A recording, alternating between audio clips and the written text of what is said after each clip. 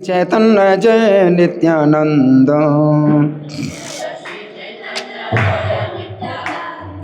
श्री अद्वैत चंद्र जय गौर भक्त वृंद। जय जय श्री चैतन्य जय नित्यानंद, श्री अद्वैत चंद्र जय गौर भक्त वृंद।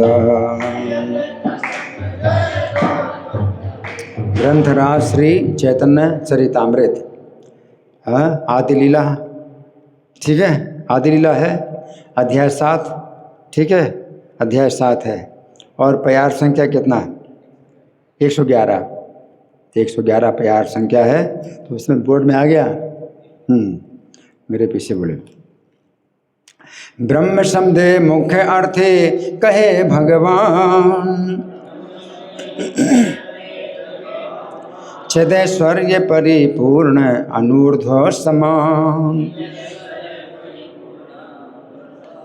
ब्रह्म शब्दे मुख्य अर्थे कहे भगवान, चिदैश्वर्य परिपूर्ण अनूर्ध्व समान। बोलिए,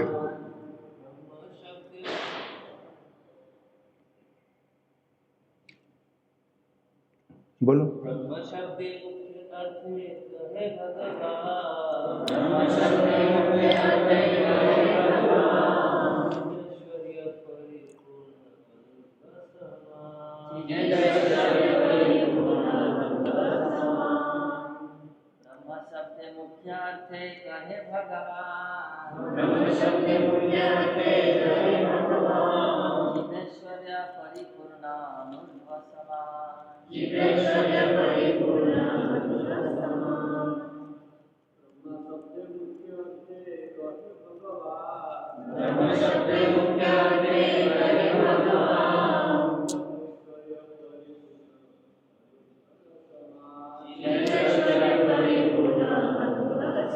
क्या दिखाई नहीं पड़ रहा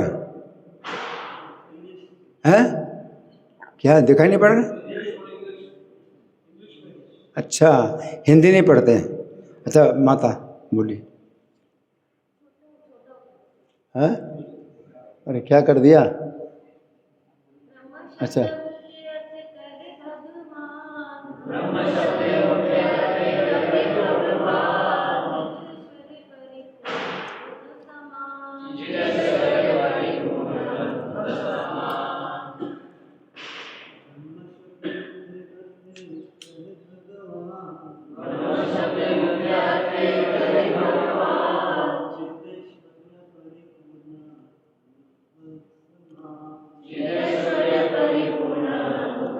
और कोई माता?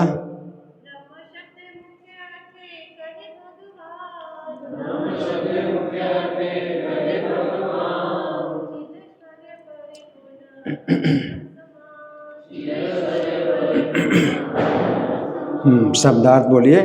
ब्रह्म परम सत्य शब्दे, इस शब्द से मुख्य मुख्य अर्थे अर्थ कहे कहते हैं भगवान, पूर्ण पुरुषोत्तम भगवान, चित्त ऐश्वर्य आध्यात्मिक ऐश्वर्य, परिपूर्ण परिपूर्ण अनूर्ध्व किसी द्वारा भी ना पराजित, समान किसी के भी बराबर नहीं है। तो अनुवाद मेरे पीछे बोले। और आप लोग जितने भक्त हैं, आप जितने भक्त हैं, मुझे छोड़ के नहीं जाएंगे कि जाएंगे बीच में? मैं 9:9 तक जो बोलूँगा तो आप लोग मुझे छोड़ के तो नहीं जाएंगे? कौन जाएगा छोड़ के? छोड़ के जाएगा कोई? हैं? कितने लोग हैं? 1 2 3 4 5 6 7 8 9 10 11 12 13 14 16 17 18 भक्त हैं जो मुझे छोड़ के नहीं जाएंगे। बाकी कोई आएगा जाएगा तो उसकी मर्जी बीच में, ठीक है? तो मुझे छोड़ के नहीं जाना। हरि बोल। अनुवाद मेरे पीछे बोलिए।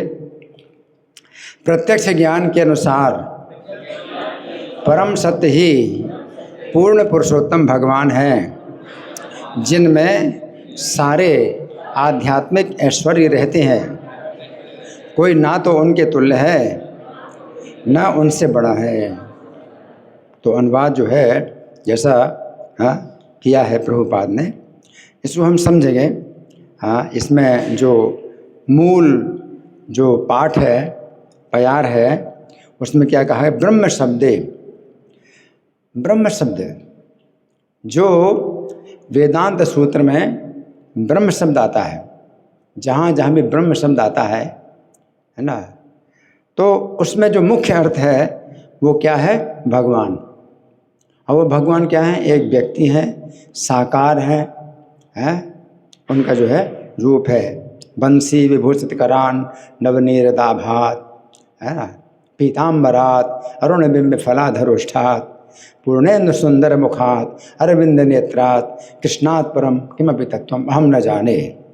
तो कृष्ण ऐसे, कृष्ण से और परे कोई तत्व मैं नहीं जानता। तो ब्रह्म शब्द का अर्थ चैतन्य महाप्रभु कह रहे हैं। किससे? सार्वभौम भट्टाचार्य से। तो वेदांत सूत्र की व्याख्या जो शंकराचार्य ने की है, तो ब्रह्म शब्द का जो अर्थ है उन्होंने क्या माना है? निराकार। और चैतन्य महाप्रभु उसका खंडन कर रहे हैं। ब्रह्म शब्द का अर्थ क्या है? साकार भगवान। कैसे हैं? चित ऐश्वर्य परिपूर्ण है। चित ऐश्वर्य परिपूर्ण है। चित का मतलब है ज्ञान, तो ज्ञान के ऐश्वर्य से परिपूर्ण है। अनूर्ध्व समान, अनऊर्ध्व, ऊर्ध्व का मतलब ऊपर, है ना, तो अन का मतलब नहीं, जिनके ऊपर कोई नहीं है, और समान भी नहीं, जिनके समान भी कोई नहीं, जिनसे ऊपर भी कोई नहीं। तो वो कृष्ण जो है, ब्रह्म शब्द का अर्थ है कृष्ण है। तो चैतन्य महाप्रभु शंकराचार्य के शारीरिक भाष्य का खंडन कर रहे हैं। सार्वभौम भट्टाचार्य चैतन्य महाप्रभु को शिक्षा दे रहे हैं ब्रह्म सूत्र की, लेकिन वो शंकराचार्य की टीका के अनुसार शिक्षा दे रहे हैं ब्रह्म सूत्र की, है। और चैतन्य महाप्रभु कह रहे हैं कि गलत, ये ब्रह्म सूत्र के जो अर्थ है, जो प्रत्यक्ष और जो बिल्कुल स्पष्ट अर्थ है, उसको जो है आप ढक रहे हैं, अपनी व्याख्या के द्वारा ढक रहे हैं। तो चैतन्य महाप्रभु कहते हैं जहाँ जहाँ भी ब्रह्म शब्द का प्रयोग हुआ है वेदांत सूत्र में या ब्रह्म सूत्र में, तो वहाँ वहाँ ब्रह्म का अर्थ क्या है? कृष्ण है ना। तो हम अब सुनेंगे तात्पर्य में प्रभुपाद क्या लिखते हैं। श्रील प्रभुपाद की जय। श्री चैतन्य महाप्रभु के इस कथन की पुष्टि श्रीमद् भागवत 1-2-11 में हुई है। अब प्रभुपाद जो है क्या बता रहे हैं? चैतन्य महाप्रभु का कथन, इसकी पुष्टि श्रीमद् भागवत में 1-2-11 यानी स्कंद 1 अध्याय संख्या 2 और श्लोक संख्या 11 है। वदन्ति तत्त्वविदस्तत्वं यस् ज्ञानमद्वयं ब्रह्मेति परमात्मेति भगवानिति शब्दते। विद्वान अध्यात्मवादी जो इस परम सत्य को जानते हैं, इस अद्वैत तत्व को ब्रह्म, परमात्मा या भगवान कहते हैं।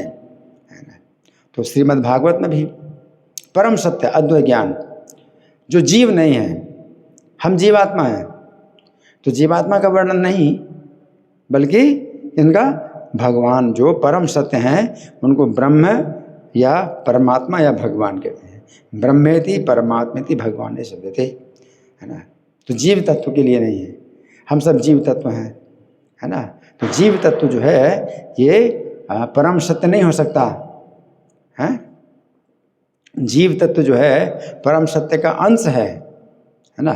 तो ना आगे प्रभुपाद लिखते हैं परम सत्य अंततः भगवान है।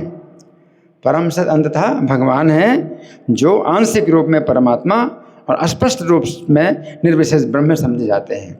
तो कोई व्यक्ति परम सत्य से जब दूर होता है तो वो निर्विशेष ब्रह्म की रूप में समझ पाता है कि वो एक प्रकाश है,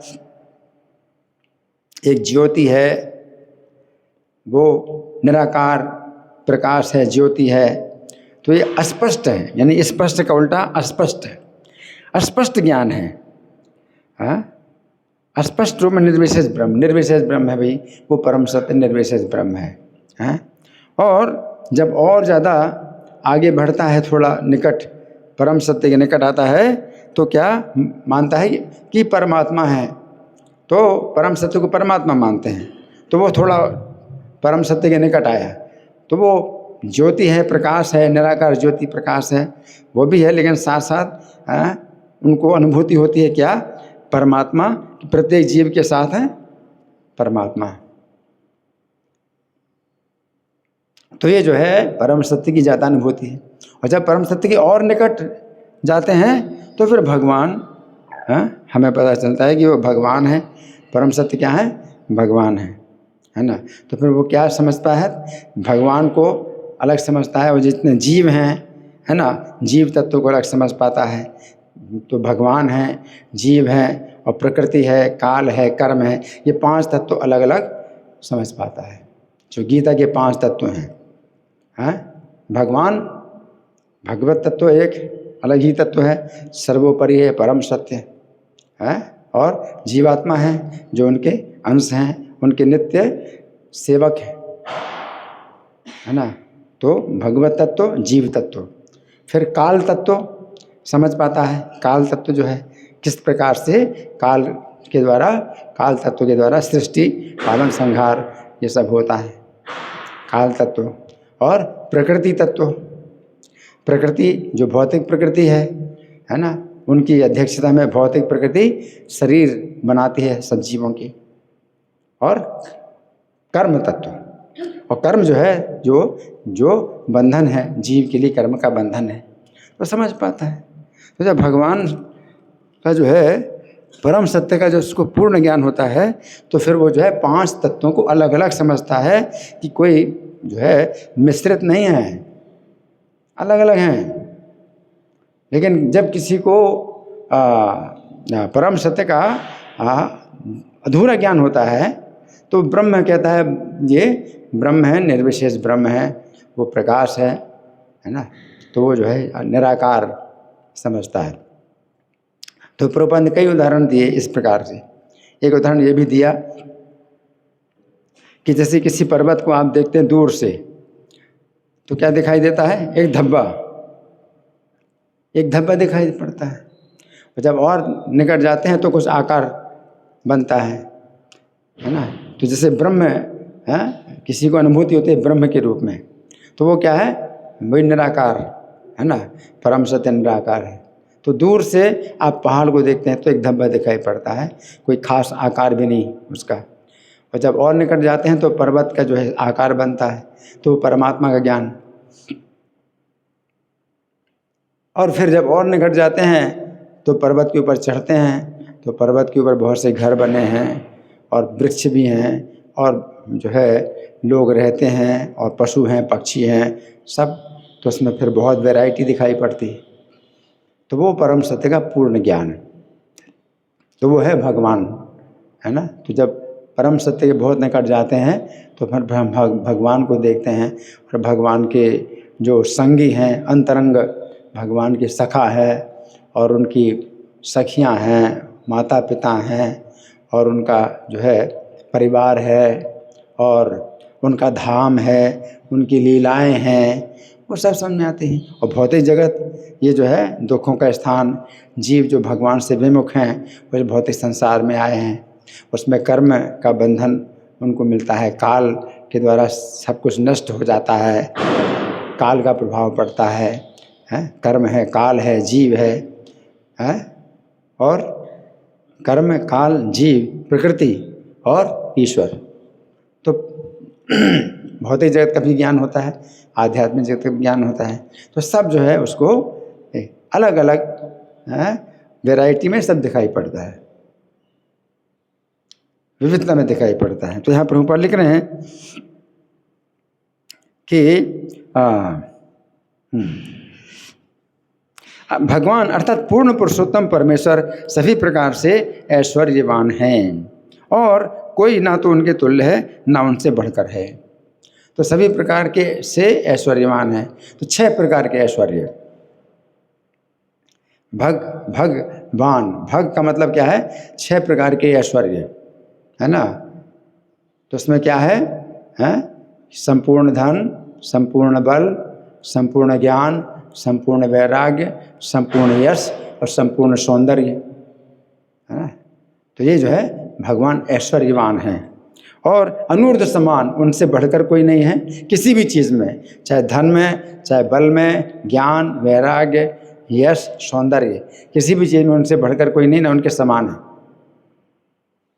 तो ये जो है उसको जो है परम सत्य का पूर्ण ज्ञान होता है।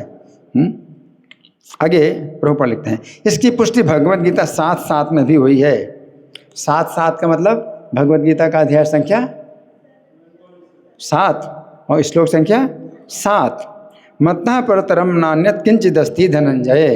हे धनंजय, अर्जुन, मुझसे बढ़कर कोई सत्य नहीं है। तो परम सत्य, सर्वोच्च सत्य कौन है?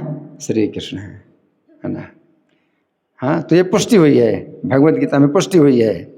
ऐसे अन्य अनेक श्लोक हैं जो सिद्ध करते हैं कि परम सत्य को अंततः पूर्ण पुरुषोत्तम भगवान कृष्ण के रूप में समझना होगा, है ना। तो यहाँ प्रभुपाद का तात्पर्य समाप्त हुआ।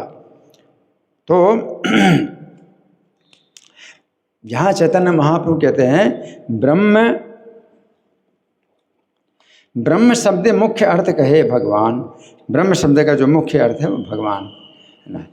तो ये ब्रह्म सूत्र या वेदांत सूत्र में जो है चैतन्य महाप्रभु बताते हैं कि ब्रह्म का अर्थ भगवान है। जैसे सबसे पहले जो सूत्र है, अथातो ब्रह्म जिज्ञासा, अथातो ब्रह्म जिज्ञासा, अतः मतलब है अब, इसलिए अब क्या मतलब, मनुष्य का जीवन प्राप्त हुआ है इसलिए अब क्या करना है? ब्रह्म जिज्ञासा, यानी ब्रह्म की जिज्ञासा करना है। तो ब्रह्म का मतलब क्या है? परम सत्य श्री कृष्ण।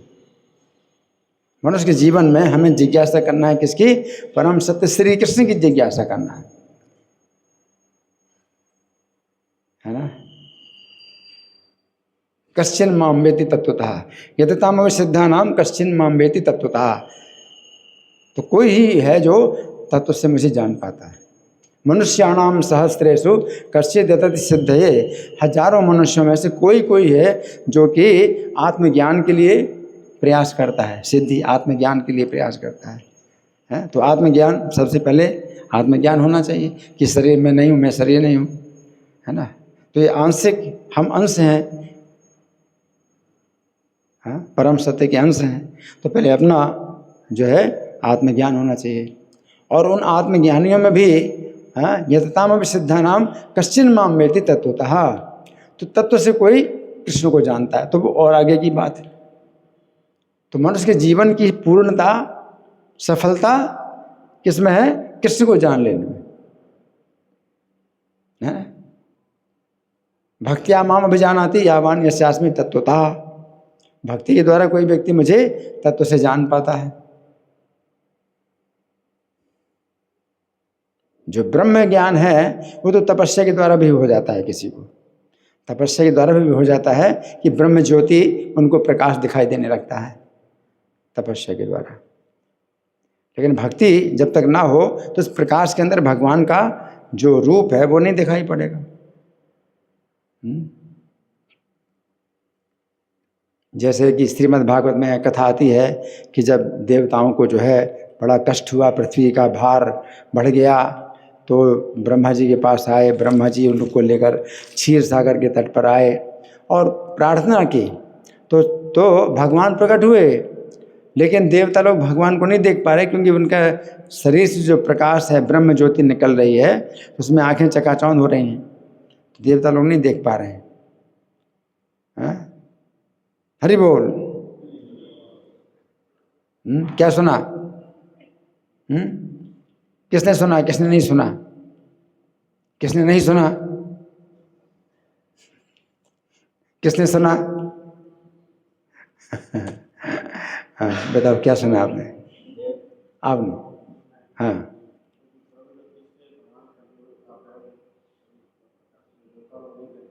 हाँ, धन्यवाद। तो वो जो है देवता लोग तो देख पाते हैं भगवान के शरीर से जो प्रकाश निकल रहा है, प्रकाश देख पा रहे हैं, भगवान को नहीं देख पा रहे हैं। लेकिन जिनके पास भक्ति के नेत्र हैं, ब्रह्मा हैं, शंकर हैं, ये महाभागवत हैं, उनके पास भक्ति के नेत्र हैं। तो भक्ति के नेत्रों से वो देख पा रहे हैं प्रकाश के अंदर भगवान का रूप, श्यामल रूप, चतुर्भुज रूप, पीत वस्त्र धारण किए, मुकुट धारण किए हैं, और करधनी है, शंख चक्र गदा पद्म है 4 हाथों में, तो वो भक्ति के नेत्रों से वो देख पा रहे हैं।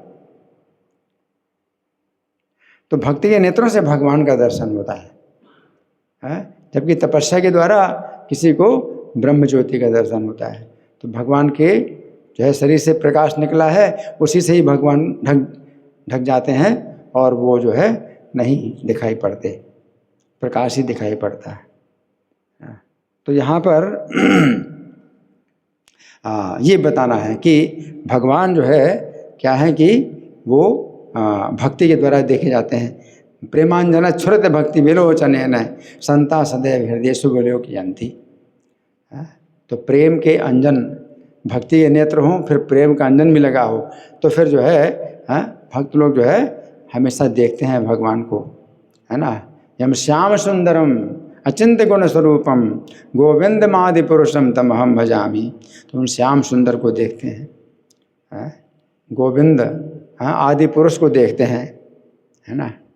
तो गीता में भगवान ने कहा कि भक्तिया माम अभिजानाति अवान यस्यास्मि तत्वतः, कि भक्ति के द्वारा वो मुझे तत्व से जान लेता है ना। तत्व से जान भी लेता है और देखता भी है, दर्शन भी करता है भगवान के। और तत्व माम तत्व तो ज्ञातो विशति तदनंतरम, और तत्व से जानने के बाद फिर आगे का हाल क्या हो, तुरंत ही प्रवेश कर जाता है। तो प्रवेश कर जाता है तो इसका क्या मतलब है, जीव भगवान में एक हो जाता है क्या, ऐसा प्रवेश कर जाता है? नहीं, भगवान की लीला में प्रवेश कर जाता है, यानी अपने स्वरूप का उसको पता चल जाता है कि भगवान की लीला में मेरा क्या स्वरूप है, और उस स्वरूप के अनुसार भगवान की लीला में वो शामिल हो जाता है।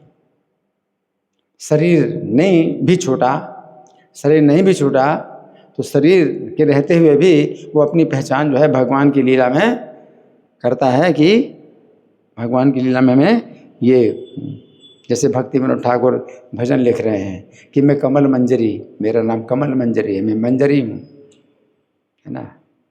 तो हालांकि उनको शरीर तो अभी भौतिक शरीर है, लेकिन भौतिक शरीर में भी जो है अपने आध्यात्मिक जो पहचान है, आध्यात्मिक शरीर की पहचान में वो आ गए हैं। भक्ति सिद्धांत सरस्वती ठाकुर नयनमणि मंजरी हैं, तो वो जो है उनको क्या होता है कि भगवान की लीला में प्रवेश हो जाता है। तो इसमें विस्ते तदनंतरम कि भगवान की लीला में प्रवेश कर जाते, तो मतलब वही जीवन की पूर्णता है। अब मनुष्य जीवन में और अब कुछ करना बाकी नहीं रहा, कृतकृत्य है उसका जीवन, क्या हो गया, कृतकृत्य हो गया।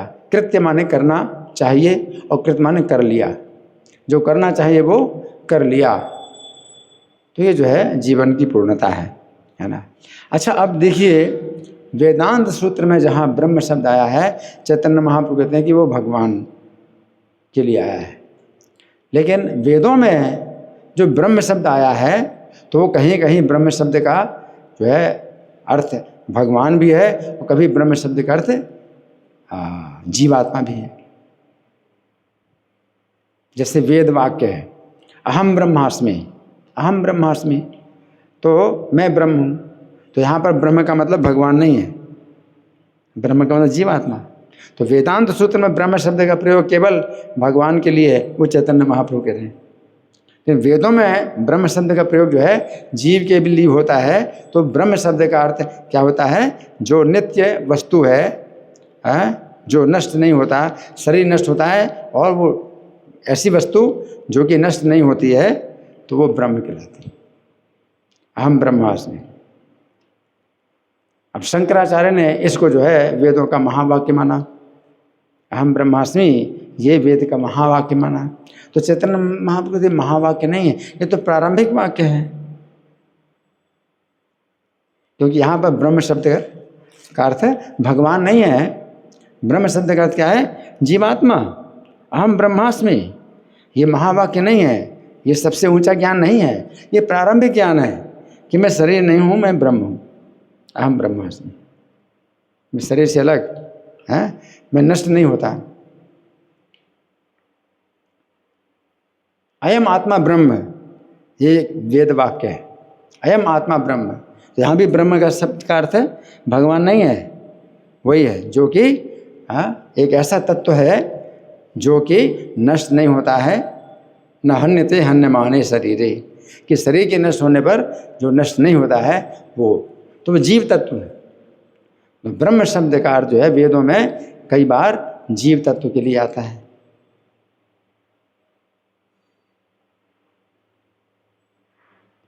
तो इसको भी जो है शंकराचार्य ने महावाक्य माना कि सर्वोच्च ज्ञान यही है। तो वो सर्वोच्च ज्ञान क्यों मानते शंकराचार्य? ब्रह्म को मानते निराकार वस्तु, और बस एक ही वस्तु है, एक ही ब्रह्म है बस। तो इसका मतलब ये है शंकराचार्य ने शब्दों का ऐसा जाल बनाया है कि वो जो है बड़ा जो है वो क्या है कि आपको जो है प्रभावित करेगा, और वो बहुत गलत सिद्धांत है। क्या? सर्वम सर्वम खलविदम ब्रह्म, ये सब कुछ ब्रह्म है, मतलब एक ही ब्रह्म है। वो कहते हैं जीव तत्व है ही नहीं, जीव तत्व है ही नहीं, है ना, ईश्वर तत्व भी नहीं है, एक ब्रह्म तत्व है। वो सब एक ही ब्रह्म तत्व, और वो अलग अलग रूपों में दिखाई पड़ रहा है। वो ब्रह्म ही अलग अलग रूपों में दिखाई पड़ता है, और वो अलग अलग नहीं है, एक ही है।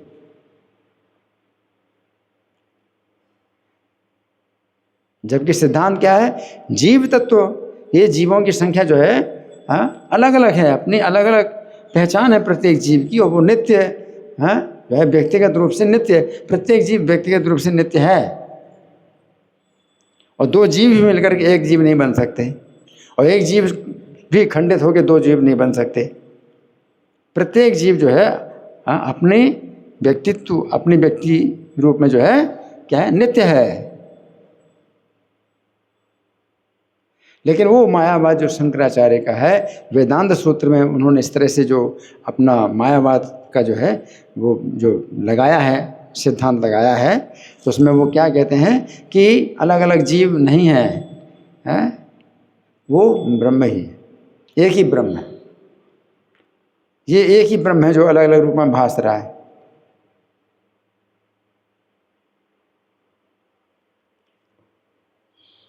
तो शब्दों का जाल इस तरह से बनाते हैं, और उसमें क्या होता है? सर्वनाश हो जाता है। फिर भक्ति आपकी हो ही नहीं सकती, भक्ति हो ही नहीं सकती, क्योंकि हम भी ब्रह्म हैं, भगवान भी ब्रह्म है, ये सब ब्रह्म है, और एक ही ब्रह्म है, अलग अलग है ही नहीं।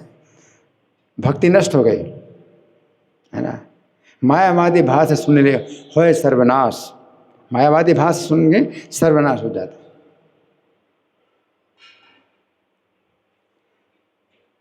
तो चैतन्य महाप्रभु जो है जो खंडन कर रहे हैं, मायावाद का खंडन कर रहे हैं, तो ये खंडन आपको करना है, और आपको जो है सीखना है खंडन कैसे करना है।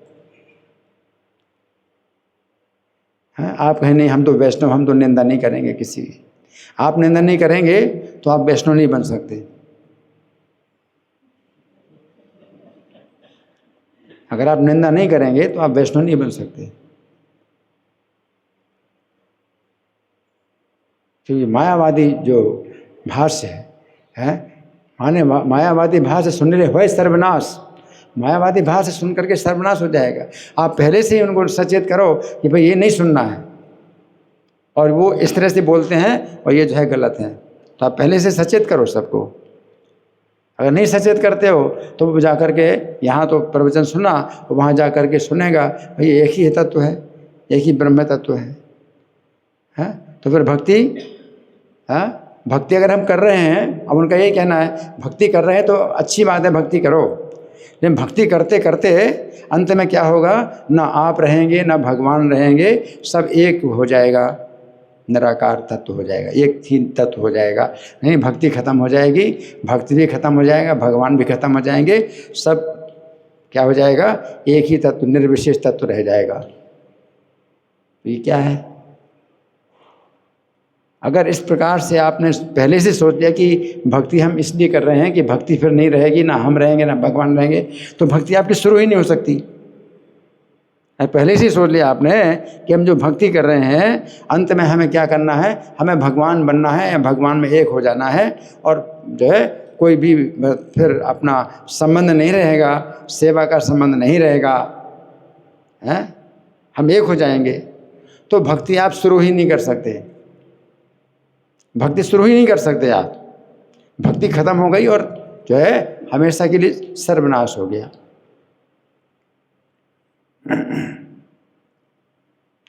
तो इसलिए सचेत रहिए और सबको सचेत करिए। हैं, जैसे गड्ढा है, कहीं पर गड्ढा है रास्ते में, और गड्ढा हाँ आप देखते हैं और आप जो है सबको दिखाते भी हैं कि भाई देख कर के चलो गड्ढा है और बच के चलो गड्ढा है ना। तो आप कहेंगे भी निंदा क्यों करते हैं? हम किसी की निंदा नहीं करते, हम तो सबको जो है आदर देते हैं। लो आदर दो और जाओ गड्ढे में गिरो। हम आदर देते हैं, हम सबका आदर करते हैं, हम सभी धर्मों का आदर करते हैं, हम सभी सिद्धांतों का आदर करते हैं। आदर करो। और कहाँ जाओगे? गड्ढे में गिरोगे, फिर निकल नहीं पाओगे, क्योंकि वो पकड़ लेता है आपके दिमाग को।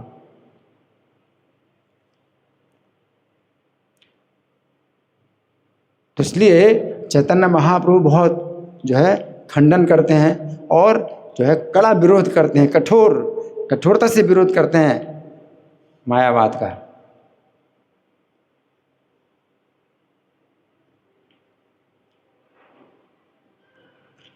और शंकराचार्य के जो है विरोध में चारों वैष्णव संप्रदाय हैं, रामानुज संप्रदाय, विष्णु स्वामी संप्रदाय और मध्व संप्रदाय और रामानुज, मध्व और विष्णु स्वामी और निम्बार्क, चारों संप्रदाय हैं मायावादी के विरोधी हैं। ये वैष्णव संप्रदाय, ये मध्वाचार्य ज़्यादा कट्टर विरोधी हैं, कट्टर विरोधी हैं। मध्वाचार्य कैसे विरोध करते हैं? मध्वाचार्य कहते हैं कि मायावादी भाई आप जो है कहते हो कि हम और आप एक हैं, तो अपनी जेब में जितना पैसा है वो मुझे दे दो। हम में और आप में कोई अंतर ही नहीं है, तो आपकी जेब में जितना पैसा रखा है वो मुझे दे दो। तो चैतन्य महाप्रभु ने मध्वाचार्य के ही संप्रदाय में इसलिए वो जो है स्वीकार किया, क्योंकि मध्वाचार्य मायावाद का कड़ा खंडन करते हैं और जो है कट्टर विरोधी है।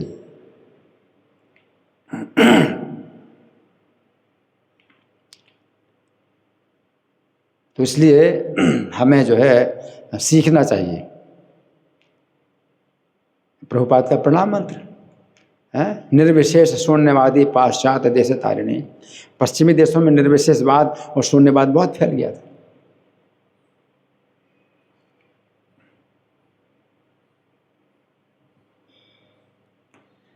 निर्विशेषवाद और शून्यवाद।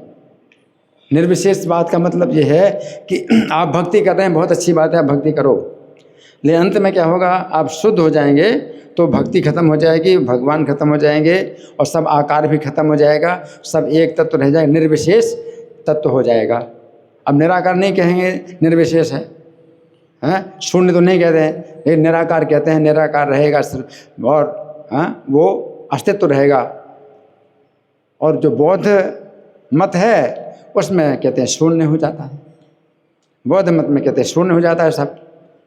तो बौद्ध मत ही एक प्रकार का है जो कि जो निर्विशेषवाद है वो एक प्रकार से बौद्ध मत ही है। बस अंतर यह है कि वो शून्य बताते हैं, शून्य हो जाता है सब, हम भी शून्य हो जाएंगे, सबको शून्य हो जाएगा। और वो कहते हैं निर्विशेष नहीं, शून्य नहीं होंगे लेकिन हम निराकार और निर्विशेष रहेंगे। तो आखिर है क्या? है वही चीज़ है। ये उसी प्रकार से है कि एक राजा का एक हाथी था। सुन रहे सब लोग? एक राजा का एक हाथी था। तो राजा ने जो है ये ऐलान करा दिया कि जो व्यक्ति मुझे सूचना देगा कि मेरा हाथी मर गया तो उसको मैं जो है मौत की सजा दूंगा।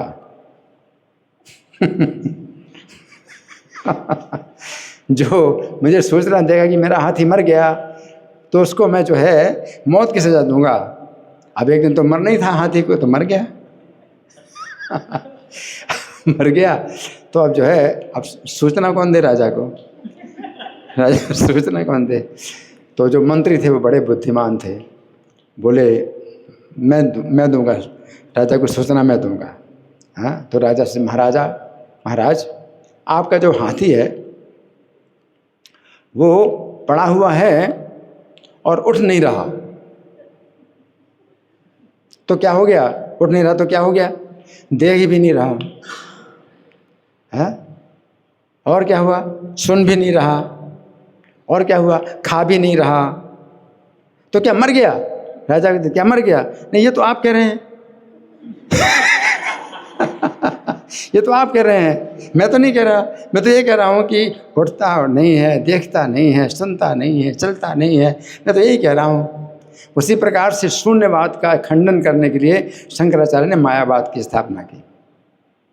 तो मायावाद में क्या है कि ब्रह्म जो है उसके आँखें नहीं हैं, उसके हाथ नहीं हैं, उसके पैर नहीं हैं, उसके कान नहीं हैं, न वो देखता है, न सुनता है, न चलता है, न कोई कार्य करता है ना? तो क्या है? क्या शून्य है? नहीं, शून्य तो मैं नहीं कह रहा, शून्य तो मैं नहीं कह रहा, लेकिन तो शून्यवाद ही एक प्रकार से है जो मायावाद है।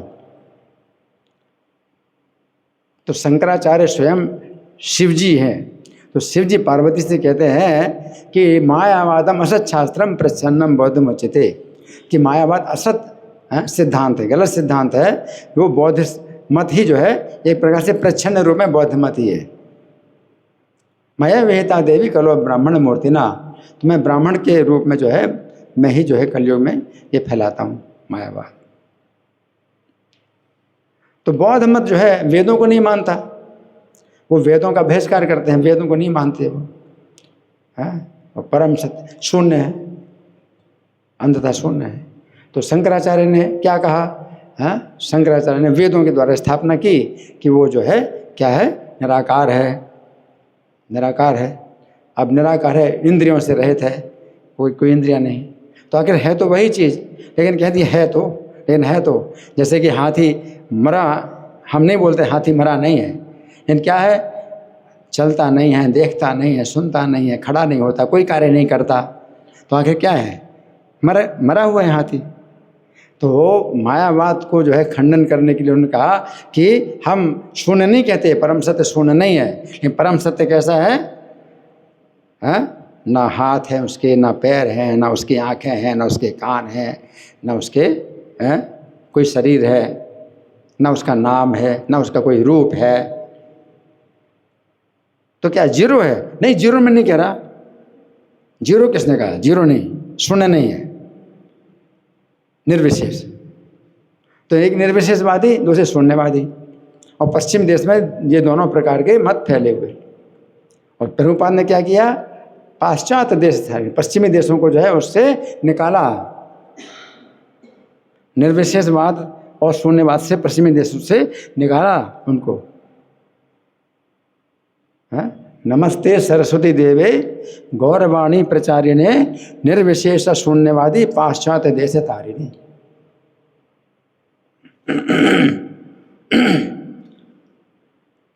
तो जब तक आप खंडन नहीं करेंगे तब तक आप जो है किसी की रक्षा नहीं कर सकते। और वो कहते हैं कि हाँ हाँ ठीक है, ठीक है, भक्ति तो हम करते हैं, ये अंत में क्या होता है? अंत में तो निराकार होता है। ठीक है, सही है। आप भक्ति जो कर रहे हैं अच्छी बात है, भक्ति कर रहे हैं, अंत में क्या हो जाएगा? सब कुछ निराकार। ठीक है, सही है? नहीं है, आपको कठोरता से विरोध करना है। भगवान नित्य है और भक्त भी नित्य है और भगवान की भक्ति भी नित्य है। भक्ति जो है मुक्ति के बाद भी चलती रहती है, बल्कि मुक्ति के बाद और शुरू होती है भक्ति। वो क्या कहते हैं? भक्ति के द्वारा मुक्ति प्राप्त होती है और मुक्ति में जो है फिर भक्ति नहीं होती। गलत। तो आप जो है इसमें आप जो है कमर कसिए, कमर कस के तैयार हो जाइए। कि बहुत से जो है प्रवक्ता हैं वो बोलते हैं और कहाँ गलत है वो सब जो है पता चलता है। अब मोदी जी भी जो है अगर बोलते हैं, हम क्या कर सकते हैं? मोदी वासुदेव सर्वमिति, अंत में तो हमें वही आना, वासुदेव सब कुछ।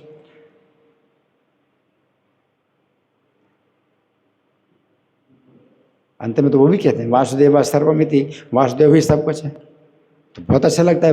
वासुदेव सब कुछ, हम इसी भावना में आ जाएं, वासुदेव सब कुछ है, मतलब हम भी आप भी सब वासुदेव हैं। लेकिन जब भगवान कहते हैं वासुदेवा सर्वमिति, माम प्रबद्धते, मुझे मेरी शरण में आता है, क्या मान करके वासुदेव ही सब कुछ है। तो सब कुछ का मतलब क्या है, वासुदेव मेरे सब कुछ हैं। जैसे कहते हैं कि तुमेव माता च पिता तुमेव, तुमेव बंधुश्च सखा तुमेव, तुमेव विद्या द्रविणम तुमेव, तुमेव सर्वम मम देव देव, कि आप ही मेरे सब कुछ हैं। माता भी आप हैं, पिता भी आप हैं, और बंधु भी आप हैं, सखा भी आप हैं, आप ही मेरी विद्या हैं, आप ही मेरी संपत्ति हैं, आप ही मेरे सब कुछ हैं। तुमेव मम सर्वम, तुमेव सर्वम मम देव देव, आप ही मेरे सब कुछ हैं। लेकिन वासुदेव सर्वम, भगवान वासुदेव सब कुछ हैं। अब कहाँ भक्ति होगी, हम भी वासुदेव, तुम भी वासुदेव, सब वासुदेव हैं, तो भक्ति कहाँ से होगी? क्या भक्ति का यही लक्ष्य है कि वासुदेव सर्वमिति, कि वासुदेव सब कुछ है? नहीं, वासुदेव मेरे सर्वस्व हैं, आप मेरे सर्वस्व हैं।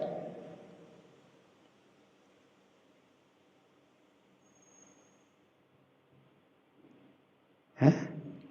जैसे मान लो कॉलेज का जो है सबसे बड़ा मान लो प्रिंसिपल है या वाइस चांसलर है, तो कहते हैं यही सब यही सर्वे सर्वा है।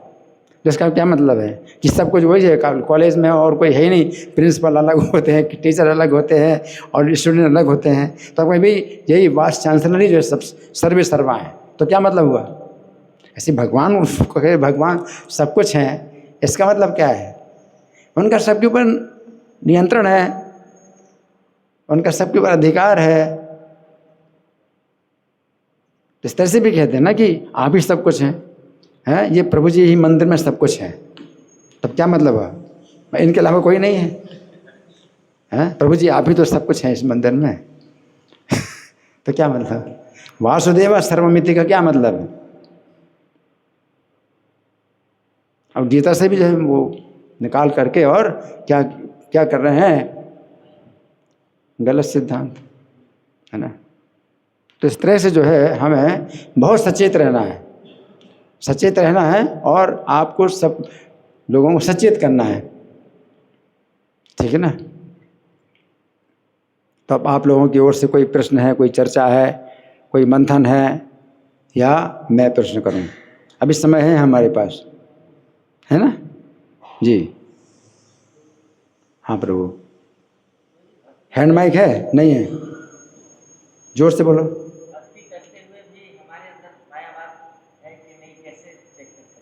भक्ति करते हुए भी हमारे अंदर मायावाद है, कैसे चेक करें? चैतन्य महाप्रभु कहते हैं समझो, जीवेर स्वरूप हो कृष्ण नित्य दास। जीव का स्वरूप है कृष्ण का नित्य दास बनना। नित्य दास का मतलब है कि आज मैं सेवक हूँ और सेवक में हमेशा रहूँगा, और अपनी सेवा में ही, आपकी सेवा में हमेशा रहूँगा, जन्म जन्म मुझे जो है अपनी सेवा में रखो। तो ये जो है भक्ति, भक्ति का मतलब है मैं आपका सेवक हूँ और हमेशा सेवक रहूँगा। और आज की जो है जो दुनिया है, जिसमें संबंध कैसे होते हैं, कंपनी में जो है कोई आदमी जब काम करता है, कर्मचारी है, तो वो क्या सोचता है कि मेरा प्रमोशन हो जाएगा तो मैं आगे चल करके कंपनी का जो है मैनेजर बन जाऊंगा, है ना। तो मैनेजर का पद पालूंगा, फिर मैनेजर मैं ही बन जाऊंगा, या मैं आगे बॉस कंपनी का मालिक बन जाऊंगा। बस वो ऐसे ख्वाब देखता है, सपना देखता है।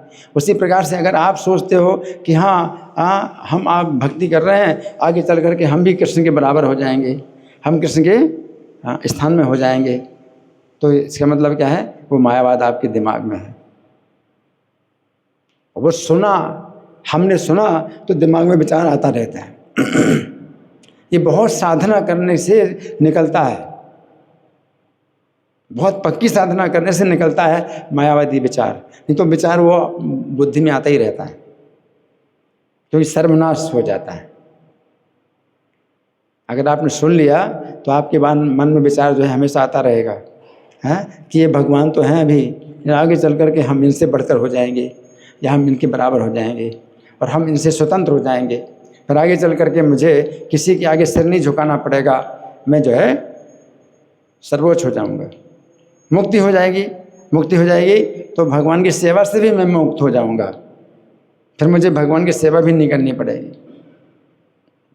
तो ऐसे मैं भी सोचता था गीता अगर मुझे पूरी याद हो जाएगी तो फिर मैं जो है मतलब कि किसी के सामने फिर मुझे झुकना नहीं पड़ेगा, मैं पूरा स्वतंत्र हो जाऊंगा, गीता मुझे पूरी याद हो जाएगी।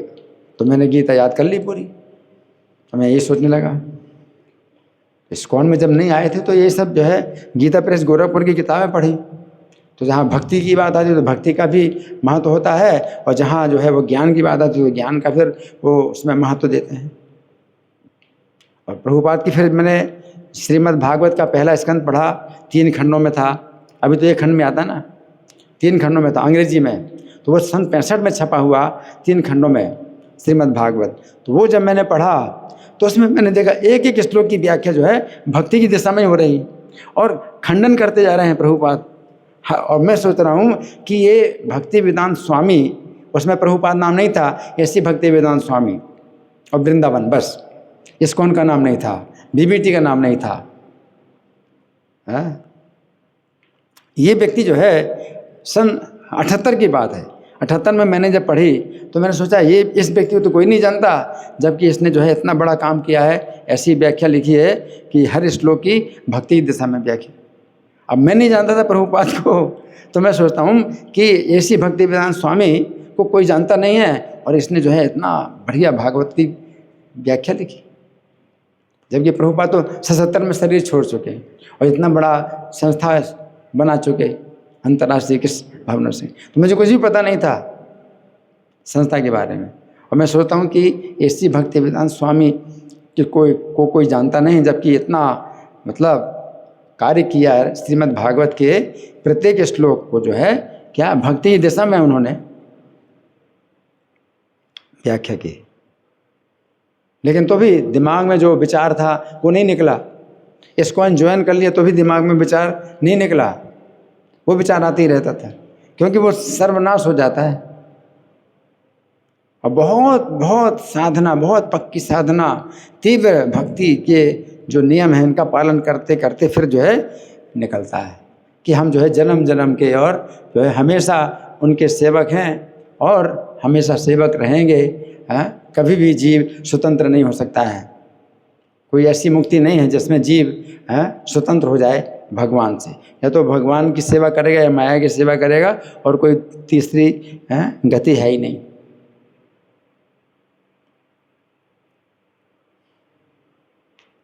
दिमाग में विचार जो है फिर बहुत मुश्किल में जमता है, क्योंकि दिमाग में विचार वो आता है, वो मायावादी विचार आता है। कि मैं प्रवचन भी करता था गीता के, तो ऐसे ही विचार मतलब उसमें भी प्रवचन भी करता था। तो इसलिए जो है अब मैं ये चाहता हूँ कि भाई मेरी तरह भटके नहीं कोई, मैं नहीं चाहता कि मेरी तरह कोई भटके। इसलिए मैं जो है मतलब और ज़्यादा सबको सचेत करता हूँ कि भाई मैं गिरा था गड्ढे में और बड़ी मुश्किल से निकला हूँ, तो आप लोग मत गिरना, ठीक है ना। हो सकता है आप लोगों ने कभी सुना ही नहीं ये सब विचार, आगे चल कर के आएंगे विचार, तो कहोगे आप कहोगे हाँ ये तो अच्छा विचार है, गुड आइडिया, अच्छा आइडिया है, ये तो पहले से हमने सोचा भी नहीं था, इतना बढ़िया आइडिया है। तो वो जो है मतलब क्या है, सर्वनाश, ठीक है ना। और कोई प्रश्न? जी जोर से बोलो, सुनाई पड़ा सबको है? उधर नहीं सुनाई पड़, खड़े हो जाओ, जोर से बोलो। हाँ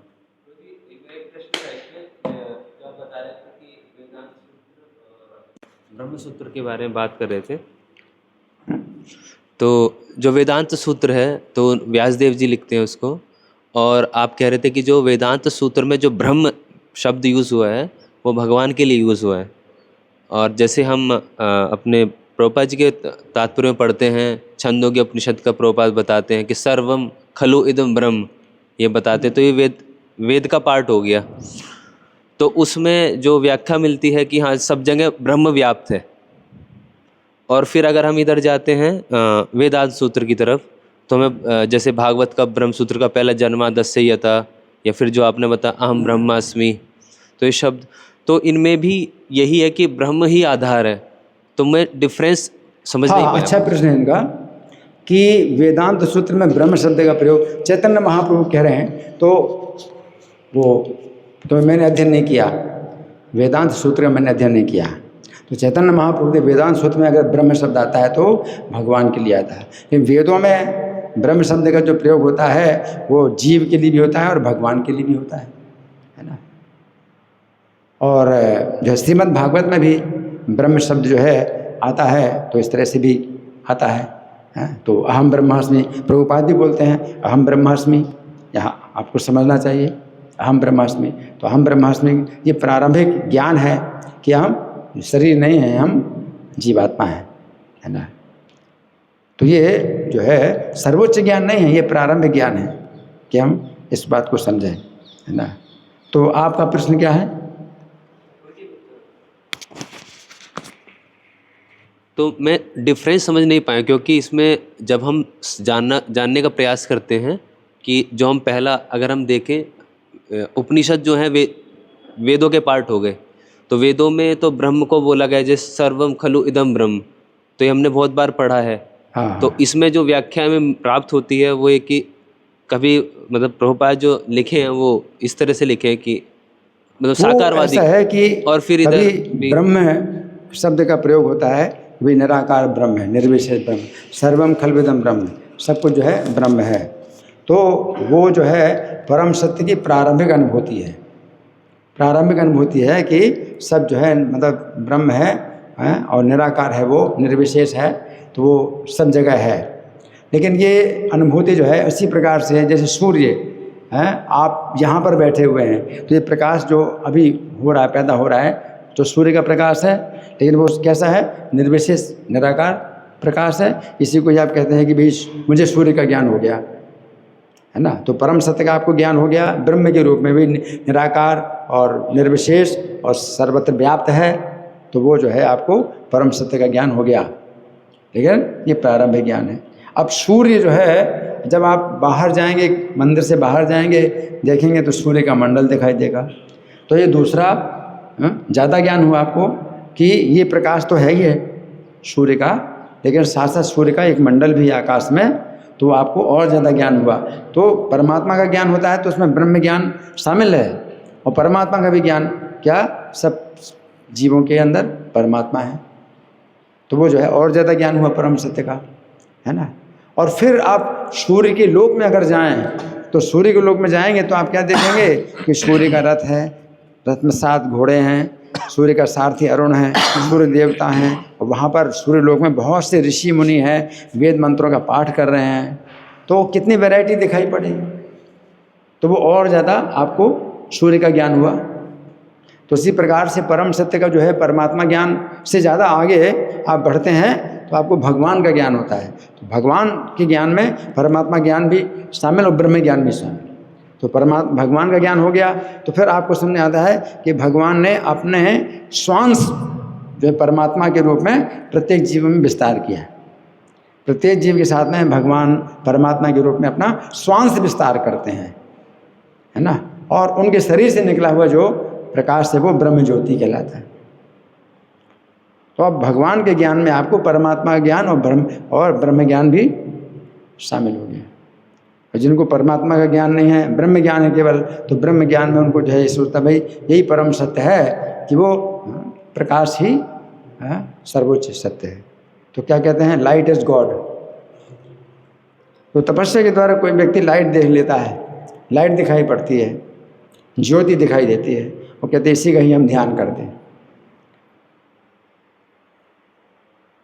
और कोई जो है परमात्मा का भी अनुभव कर लेता है परम सत्य का, तो प्रभुपाद का सुकरात जो वो थे, कहाँ के थे वो सुकरात? फ्रांस के थे, हाँ फिलोसफर, इटली के थे, कहाँ के थे? सुकरात, सोक्रेटिस, उनको परमात्मा का भी ज्ञान हो गया था, परमात्मा का भी ज्ञान हो गया था उनको, है ना। तो वो भी जो है मतलब वैसे भक्त तो नहीं थे, परमात्मा ज्ञान भी किसी को हो जाता है, लेकिन भक्ति के द्वारा ही कोई भगवान को जान पाता है, भक्ति के द्वारा। और भक्ति के द्वारा भक्त्या तनुन्यासक्यहम् एवं विद्धो अर्जुन ज्ञातुम द्रष्टुम च तत्त्वेन प्रवेष्टुम च परन्तप। भक्ति के द्वारा, अनन्य भक्ति के द्वारा कोई व्यक्ति क्या है, ज्ञातुम मतलब जान भी सकता है, ज्ञातुम द्रष्टुम देख भी सकता है भगवान को, और प्रवेश भी कर सकता है। और प्रवेश करता है तो मतलब वो लोग कहेंगे मायावादी प्रवेश कर गया है तो वह भगवान में मिल गए, लेकिन नहीं, प्रवेश करता है मतलब भगवान की लीला में प्रवेश करता है। तो भगवान की लीला में अपनी सेवा जानता है कि मेरा नाम क्या है, मेरे वस्त्र कैसे हैं, और मेरा शरीर कैसा है, और मेरी सेवा क्या है, तो वो प्रवेश करने का ये मतलब, ठीक है ना। तो अपना स्वरूप ज्ञान हो जाता है। हाँ जी।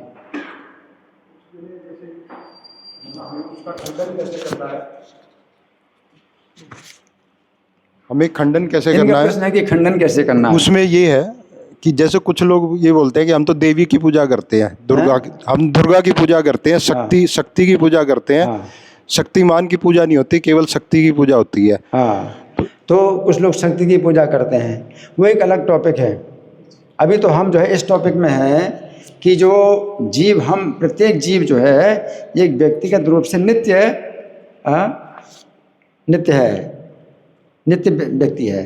तो भगवान गीता में प्रारंभिक ज्ञान देते हैं, दूसरे अध्याय का श्लोक संख्या 12, न तो हम जातो नासम न तुम में जनाधिपा, कि कभी ऐसा समय नहीं था जब मैं नहीं था, तुम नहीं थे, और ये सब राजा लोग नहीं थे, कभी ऐसा समय नहीं था। इसका मतलब क्या है कि जीव हमेशा अपनी पृथक व्यक्तिगत सत्ता रही प्रत्येक जीव की। अब चाहे भगवान के धाम में आप सेवा करते हैं या इस भौतिक जगत में आप जो है पशु पक्षी 84 लाख योनियों में रहते हैं, लेकिन आपकी पृथक सत्ता हमेशा रही। कोई ऐसा समय नहीं था जब आप नहीं थे, मैं नहीं था, ये सब लोग नहीं थे। तो पृथक पृथक सत्ता सब की है। और न चैव न भविष्यामा सर्वे वयम हंता परम। अब कोई कहे कि नहीं आगे चल करके तो हो सकता है कि एक हो जाएं, तो भगवान के तो ऐसा कभी समय नहीं होगा कि जब हम सब लोग अलग अलग नहीं रहेंगे। तो कोई भी जीव भगवान में मिलकर के एक नहीं हो सकता, या दो जीव मिलकर के एक नहीं हो सकते। ये जीव को नष्ट नहीं किया जा सकता। तो प्रत्येक जीव की अपनी व्यक्तिगत नित्य सत्ता है। या तो भगवान की सेवा में या माया की सेवा में। माया की सेवा में है तो स्वर्ग में, नरक में आप होते हैं, या आप जो है किसी योनि 84 लाख योनि में होते हैं, है ना। और नहीं तो भगवान की सेवा में है तो भगवान के धाम में आपका जो है अपना एक स्वरूप है, आप उसमें सेवा करते हैं। कभी ऐसा समय नहीं था मैं नहीं था। अब आप सोचिए, कभी ऐसा समय था कि आप नहीं थे?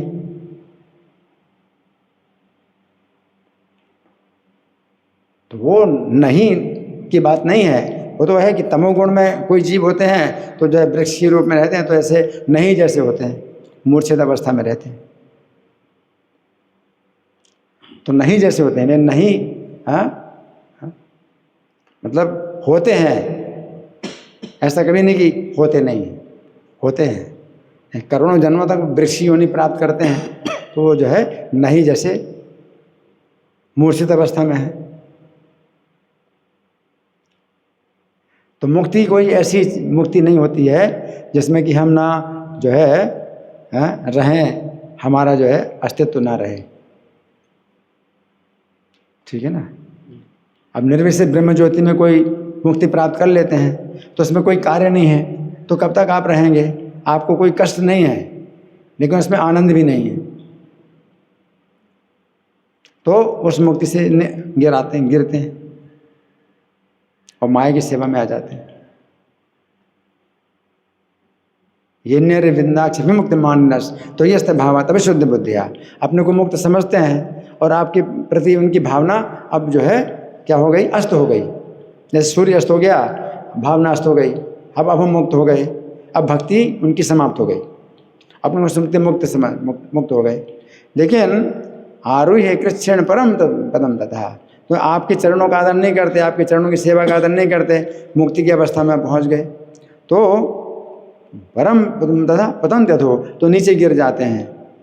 आपके चरणों का आदर नहीं करते, आपकी सेवा का आदर नहीं करते, अब तो हम मुक्त हो गए, तो कहाँ जाएंगे? माया आपकी अपनी सेवा में बुला लेगी, क्योंकि आपको कुछ कार्य चाहिए। आपका स्वरूप है सेवक के रूप में, या तो माया की सेवा करोगे या कृष्ण की सेवा करोगे, आप निष्क्रिय नहीं रह सकते। तो कोई मुक्ति ऐसी नहीं है जहाँ आप निष्क्रिय रह सकोगे। अब निष्क्रिय अगर वो मुक्ति आप अगर पा लेते हैं तो उस मुक्ति से आप गिर जाते हैं और माया की सेवा में आ जाते हैं। भगवान के चरणों की सेवा का आदर नहीं करते हैं तो माया की सेवा में आ जाते हैं। ठीक है ना? धन्यवाद। ग्रंथराज, आपका अंतिम प्रश्न। हाँ प्रभु जी, ये भगवान बोलते कहते हैं कि भक्त के लक्षण में तो हर एक वस्तु में, हर एक जीव में मुझको दिखता है। हर वस्तु में, हर व्यक्ति में, हाँ, हर एक जीव में हाँ। तो मुझको दिखता है। तो हम ऐसे सब मायावादी और शून्यवादी ऐसे वो जीव नहीं, उनको देखो समझो बात को कि वो हर वस्तु में, हर व्यक्ति में भगवान को देखते हैं। तो किस तरह से देखते हैं भगवान को? जो माम पश्यति सर्वत्र सर्वम समय पश्यति, सर्वत्र मुझे देखते हैं और सब में मुझको देखते हैं, सबको मुझ में भी देखते हैं, है ना? तो इसका मतलब क्या है कि आप जब देखते हैं तो भगवान के तत्व को भी देखते। भगवान सबसे श्रेष्ठ हैं, सबसे ऊपर हैं, सबकी नियंता है, अंदर भी हैं बाहर भी, प्रत्येक जीव के भगवान का जो है पूरा कंट्रोल है। और जीव को भी आप देखते हैं कि जीव जो है ये मायाबद्ध है, और जितने जीव हैं ये आध्यात्मिक जगत से गिरे हैं और भौतिक जगत में माया में बंधे हुए हैं। तो भगवान सबके हृदय में है परमात्मा रूप में, ऐसा जीवात्मा भी है जो कि माया से बंधा है और हृदय में परमात्मा भी है। तो प्रत्येक शरीर में दो आत्माएं हैं, जीवात्मा है और परमात्मा है। और परमात्मा कैसे हैं? भगवान के का विस्तार है, और वो जो है जीवात्मा के लिए प्रतीक्षा कर रहे हैं कि कब ये सोचेगा कि इस संसार में मैं जितना सुख पाने का प्रयास करता हूँ मुझे उतना ही दुख मिल रहा है। तो परमात्मा उस जीव को जो है जैसा देना चाहते हैं सही दिशा, लेकिन जीव अभी जब तक प्रयास करता है और संभावना करता है कि मुझे सुख मिल जाएगा, तो परमात्मा साथ में रहते हैं जीवात्मा के और उसकी सहायता करते हैं कि परीक्षा कर लो, प्रयोग कर लो कि तुम्हें सुख अगर मिल रहा है तो वेल एंड गुड, अच्छी बात है। परमात्मा का इतना धैर्य है, जीवात्मा के साथ रहते हैं। तो आप अगर भगवान को देखते हैं सर्वत्र तो आप परमात्मा के रूप में देखते हैं, लेकिन जीवात्मा के साथ में परमात्मा और जीवात्मा कितना बंधा हुआ है वो भी देखते हैं प्रत्येक शरीर में न? और वो कोई जीवात्मा जो है भक्त है तो भक्त के साथ में आप जो है अपना संबंध, अच्छे संबंध बनाते हैं, और जो द्वेष करने वाले उनसे आप दूरी बनाते हैं। तो ये सब चीज़ें हैं, ठीक है ना? जब उत्तम अधिकारी भक्त होते हैं, उत्तम अधिकारी भक्त जो है वो भगवान को सर्वत्र देखते हैं और जीवात्मा को देखते हैं, तो उनकी नज़रों में सभी भक्त हैं। लेकिन जीवात्मा परमात्मा सबको देखते जरूर हैं, प्रत्येक शरीर में जीवात्मा परमात्मा देखते हैं, लेकिन उनकी दृष्टि ऐसी होती है कि उनकी दृष्टि में है भगवान सर्वत्र हैं और जीवात्मा भी हैं, तो ये सब भक्त हैं, तो मैं ही भक्त नहीं, तो वो प्रचार नहीं करता। ये मध्यम अधिकारी के धरातल पर आता है तो वो जो है सही दृष्टि उसकी होती है, और कौन जीव जो है प्रयास कर रहा है भगवान की दिशा में आने के लिए तो उससे मैत्री करता है, और जो जीव भगवान से दूर जाने की कोशिश करता है उससे जो है वो दूरी बना के रखता है।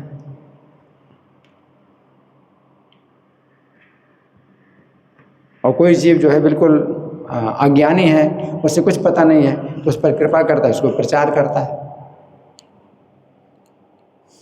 कुछ ईर्ष्यालु है तो वो जानते हैं लेकिन वो नहीं मानते और विरोध करते हैं, तो उनसे दूरी बना के रखना, उनको प्रचार नहीं करना। और कुछ ऐसे जीव हैं जो कि जानते ही नहीं हैं तो उनको सिखाता है, शिक्षा देता है। और कुछ ऐसे जीव हैं जो जानते हैं और मानते भी हैं तो उनसे मित्रता करता है। तो भक्तों से मित्रता करना और अज्ञानी को पर कृपा करना, शिक्षा देना, उपदेश देना, और ईर्ष्यालुओं से जो है दूरी बना के रखना, और भगवान से प्रेम करना। तो 4 प्रकार के उसके संबंध होते हैं, ठीक है ना। ये उत्तम अधिकारी जो भगवान का हमेशा दर्शन करते हैं, वो भी प्रत्येक शरीर में जीव को भी देखते हैं और भगवान को भी देखते हैं, ठीक है ना। धन्यवाद। ग्रंथराज श्री चैतन्य चरितामृत की जय, श्रील प्रभुपाद की जय। हरे कृष्णा।